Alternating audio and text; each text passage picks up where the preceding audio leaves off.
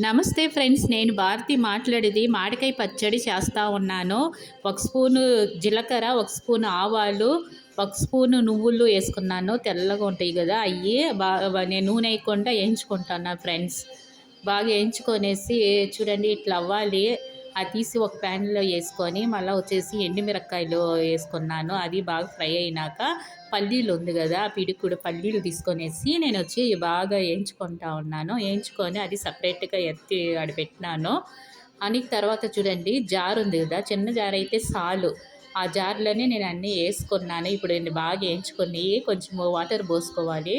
బాగా పేస్ట్ మాదిరిగా చేసుకోవాలి. చూడండి మామిడికాయలు వచ్చేసి నేను కట్ చేసుకున్నాను.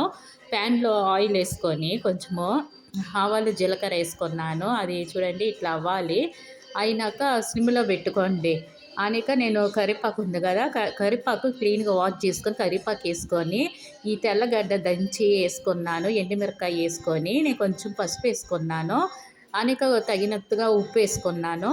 చాలా బాగుంటుంది ఇది ఉడుకు అన్నంలో కానీ మళ్ళీ ఇది సంగట్లో కానీ చేసుకొని తింటే. ఇప్పుడు మామిడికాయలు బాగా ఉండయి కదా, ఎండాకాలం అయితే వస్తాయి మామిడికాయలు.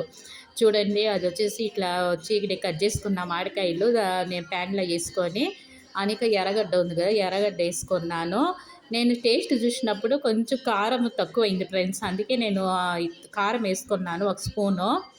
ఎండుమిరపకాయలు కారంగా ఉంటుంది అనుకున్నాను, కానీ కారం లేదు. అందుకని కొంచెం వేసుకున్నా కారము. అనేక కొంచెం కల్లుప్పు ఉంది కదా, అది వేసుకున్నాను ఫ్రెండ్స్. ఒక సబ్స్క్రైబ్ చేసుకోండి. నేను వచ్చేసి ఏమి ఇది చేస్తానో అది వచ్చి మీకు వస్తుంది. లైక్ చేయండి ఫ్రెండ్స్. చూడండి ఉడుకు అన్నం ఉంది, అన్నంలో వేసుకొని ఇప్పుడు తింటా ఉన్నాను ఫ్రెండ్స్. ఆఫ్టర్నూన్ అయింది. ఇట్లా వేసుకొని తింటే టేస్టీగా బాగుంటుంది. మీరు చేసుకోండి. నా స్టైల్లో నేను చేసుకున్నాను. చాలా బాగుంటుంది ఇది. ఇట్లా చేసుకొని తింటే బాగుంటుంది. ఒక లైక్ చేయండి. చూడండి.